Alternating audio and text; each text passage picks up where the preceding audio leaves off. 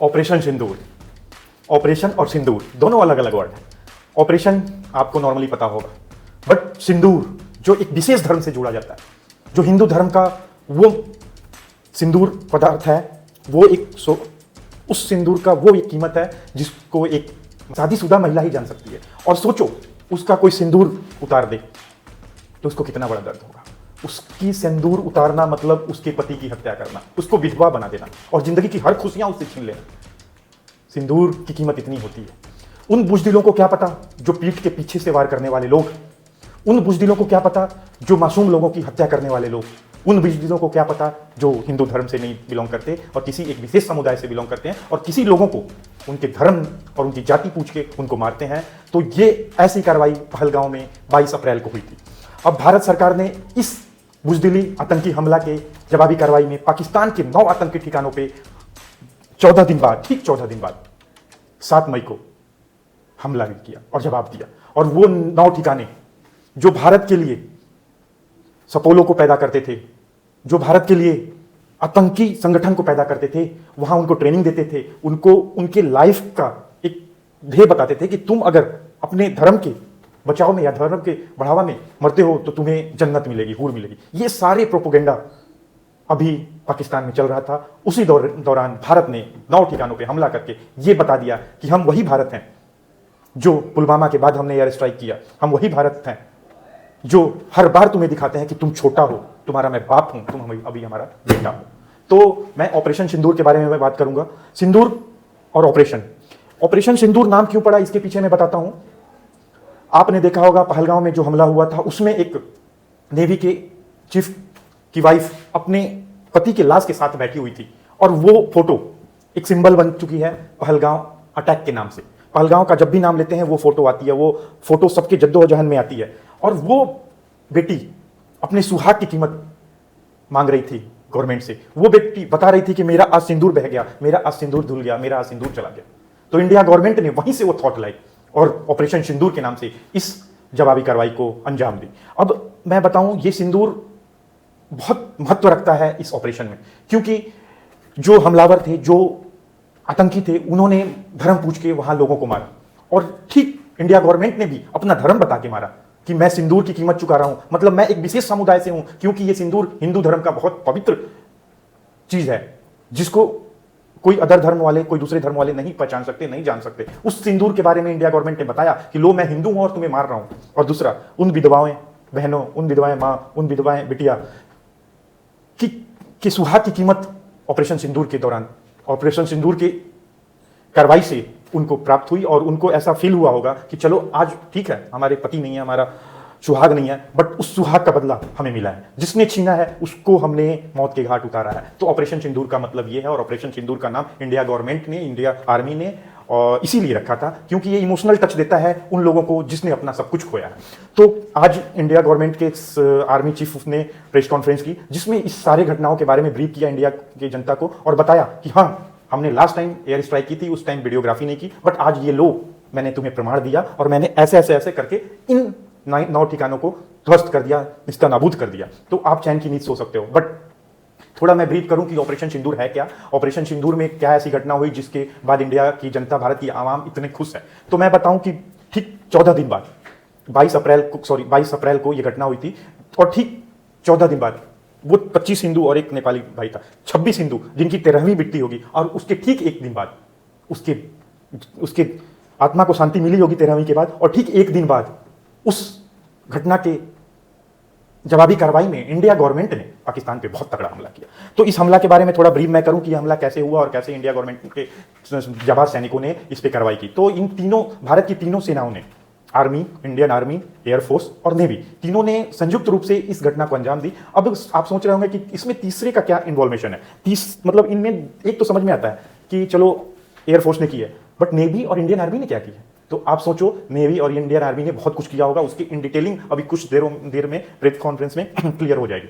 क्योंकि मे भी हो सकता है विक्रांत का यूज नेवी ने किया हो, वहीं से फाइटर जेट जो भी हैं वो रनवे पे उड़े होंगे और जाके वहां बम बरसा के चले आएंगे। तो ऐसा भी हो सकता है। इसके बारे में डिटेलिंग आएगी, इंडियन आर्मी जो भी डिटेलिंग अपनी देगी तो ब्रीफ हो जाएगी आपको, मैं नेक्स्ट वीडियो में देखूंगा। बट अभी मैं बताऊं कि ये जो 9 ठिकाने थे, यहाँ पे आतंकी संगठन से आतंकी पैदा होते थे और इनको पाकिस्तान सपोर्ट करता था by the help of money, by the help of arms, by the help of other things. So ये 9 ठिकाने थे, जिसमें से 2 बहुत फेमस चेहरा को इस घटना से ठेस पहुंचा होगा, और उसमें से एक कंधार हाईजेक जो हुआ था, उसमें से एक मुख्य आरोपी था मकसूद अजहर, जिसको भारत गवर्नमेंट ने उस टाइम रिहा कर दी थी कुछ समझौता के बाद। जो वो सपौला आज सांप बन के भारत के बहुत ठिकानों पे हमला किया था, उसने पहलगांव पुलवामा अटैक में हम इन्वॉल्वेशन उसका था, उसके बाद उस दिल्ली जो मंदिर है उस पर था, संसद भवन पे था, तो इसमें उसका इन्वॉल्वेशन था। वैसे ही दूसरा हाफिज साकिब, ये 2 ऐसे लोग हैं, 2 ऐसे आतंकी हैं जो भारत के आतंकी हमला में हर बार साथ दिया है, और उन्हीं की साठगांठ से ये हमला हुई है। चाहे वो 2008 का मुंबई का हमला हो, चाहे वो पुलवामा का अटैक हो, चाहे वो अदर जितने भी अटैक हो, इसमें सारा इन्वॉल्वेशन इन्हीं दोनों का रहा है। अब इसके बारे में मैं बात करूं तो इस हमला में लगभग 80 से 90 आतंकी मारे गए हैं, और सबसे बड़ी बात है कि इंडिया गवर्नमेंट ने उनको अपनी इंसानियत भी दिखाई, पाकिस्तान को चश्मा पहना के इंसानियत दिखाया कि मैंने तुम्हारे कोई आर्मी बेस पे अटैक नहीं किया, मैंने तुम्हारे कोई सिविलियंस एरियाज पे अटैक नहीं किया, मैंने बस आतंकी संगठन के ठिकानों पर हमला किया। मैंने तुम्हें फिर से दिखाया कि मैं इंसानियत के साथ जी रहा हूं, और मैं कोई आतंकी लोगों को फेवर नहीं करता, और मैं उन्हीं लोग को मारूंगा जो कसूरकार थे, जिसने कसूर किया था। तो इंडिया गवर्नमेंट ने यह भी बहुत अच्छा मैसेज दिया है। हाँ, अब इसके बाद मैं थोड़ा बताऊं कि ये जो हमला हुआ ये बीती रात 7 मई को 1:05, मतलब वो 12 बजे के बाद 7 हो गया था, 7 मई हो गया, तो 7 को 1:05 पे स्टार्ट हुआ और 1:30 पे खत्म हो गया। और ये 25 मिनट में 9 ठिकानों पे इंडियन आर्मी ने, एयरफोर्स और इंडियन तीनों संयुक्त रूप से ये हमला हुआ, ने 9 ठिकानों पे जबरदस्त फायरिंग की। इसमें उन्होंने कौन से मिसाइल का यूज किया और कौन से एयर जेट फाइटर का यूज किया, तो मैं आपको क्लियर कर दूं कि इसमें जो मिसाइल यूज हुई थी वो 2 मिसाइल थी, एक स्क्लैप और दूसरा था हैमर। अब मैं बताऊं, इनको कैरी करने वाले जो फाइटर विमान है उसमें से रफेल आता है, और ऐसा माना जा रहा है कि ये जो 9 हमले हुए हैं इसमें रफेल का इन्वॉल्वेशन है। इस मिसाइल को रफेल के थ्रू ही छोड़ा गया। हाँ, सुकोई भी कर सकती है, क्योंकि सुकोई, मिराज, रफेल, तेजस, मिग-29, ये सब जो भी हमारे फाइटर जेट हैं, इनको कैपेसिटी है इनको कैरी करने का। ये जो 2 मिसाइल हैं ये लोग ये जो जेट हमारे फाइटर जेट हैं ये कैरी कर सकते हैं। तो ऐसा माना जा रहा है कि रफेल का वार था, रफेल ने इन दोनों मिसाइलों से वार किया है, और इन मिसाइलों में से जो हैमर है वो बहुत खतरनाक है।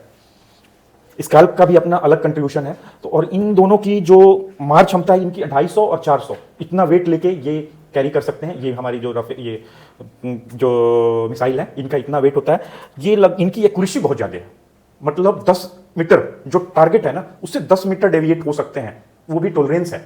तो सोचो, अगर आपको किसी एक पॉइंट में मारना होगा तो 10 मीटर प्लस और माइनस ही जा सकता है। तो सोचो कितने एक्यूरेसी के साथ इन ठिकानों पर इन्होंने वार किया है। इसके बाद मैं बात करूं तो इंडिया गवर्नमेंट ने कैसे अपने कूटनीतिज्ञ से पाकिस्तान को फंसाया।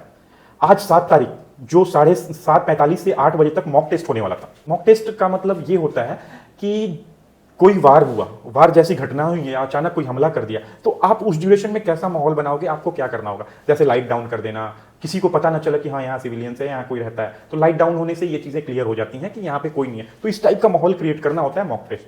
तो पाकिस्तान को ये पता था कि जो भी करेगा इंडिया वो 7 तारीख के बाद करेगा, क्योंकि अभी रिहर्सल करा रहा है अपने सिविलियन से और अपने लोगों से, उसके बाद ही जो करना होगा करेगा। और इसी फिराक में वो बैठे हुए थे, और 6 की नाइट और 7 को स्टार्टिंग में 1 बजे इंडिया गवर्नमेंट ने ऐसा दाग उनके ठिकानों पे कर दिया कि वो सोचते रह गए कि ये कौन सा लॉजिक था और ये कौन सी पॉलिटिक्स थी और ये कौन सा कूटनीतिज्ञ था। तो एंड ऑफ द टाइम हमने बहुत तगड़ा अपना जवाब लिया है। उसके पहले भी इंडस वाटर ट्रीटी हो गया, सोशल स्ट्राइक हो गया, वाटर स्ट्राइक हो गया, इसके साथ साथ हमने बहुत से और भी बिजनेस कॉन्ट्रैक्ट उनसे डिसंगेज किए हैं। तो अभी तक पाकिस्तान को हमने बहुत बुरे हाल में और बुरे दौर में डाल दिया है। अब देखते हैं कि पाकिस्तान जवाबी कार्रवाई में क्या करता है। बट एक लाइन फिर से मैं बोलूंगा, उस आतंकी को, उन लोगों को ये पता नहीं था कि वो जब घटना हुई थी तो वहाँ एक हमारी महिला से बोले थे जिनका पति वहाँ मारा गया था कि जाओ, वो महिला बोली थी कि मुझे भी मार दो, तो वो बोले नहीं तुम्हें नहीं मारेंगे, जाओ बता देना अपने